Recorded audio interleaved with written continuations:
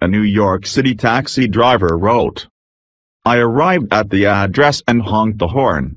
After waiting a few minutes I honked again. Since this was going to be my last ride of my shift I thought about just driving away, but instead I put the car in park and walked up to the door and knocked. Just a minute, answered a frail elderly voice. I could hear something being dragged across the floor. After a long pause the door opened. A small woman in her 90s stood before me.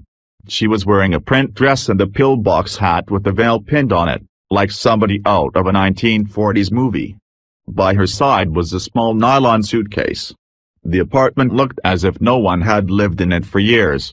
All the furniture was covered with sheets. There were no clocks on the walls, and no knickknacks or utensils on the counters.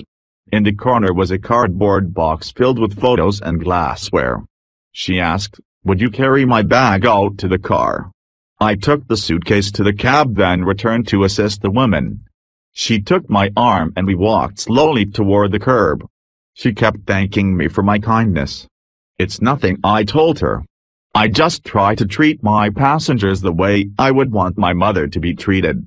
"Oh, you are such a good boy," she said. When we got in the cab she gave me an address and then asked, "Could you drive through downtown?" "It's not the shortest way," I answered quickly. "Oh, I don't mind," she said. "I'm in no hurry. I'm on my way to a hospice." I looked in the rearview mirror. Her eyes were glistening. "I don't have any family left," she continued in a soft voice. "The doctor says I don't have very long to live." I quietly reached over and shut off the meter. "What route would you like me to take?" I asked. We drove through the city. She showed me the building where she had once worked as an elevator operator. Then we drove through the neighborhood where she and her husband had lived when they were newlyweds.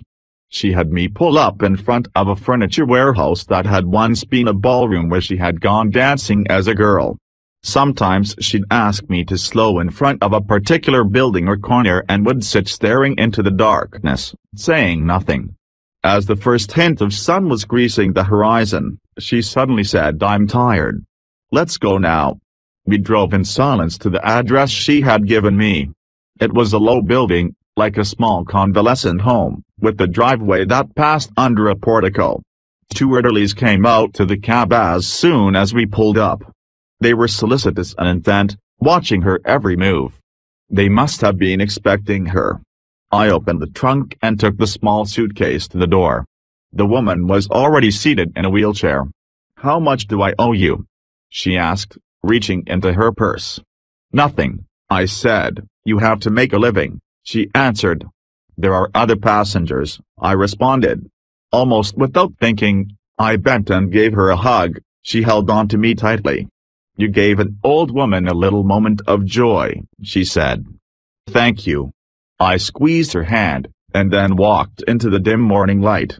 Behind me, a door shut. It was the sound of the closing of a life. I didn't pick up any more passengers that shift. I drove aimlessly, lost in thought. For the rest of that day, I could hardly talk.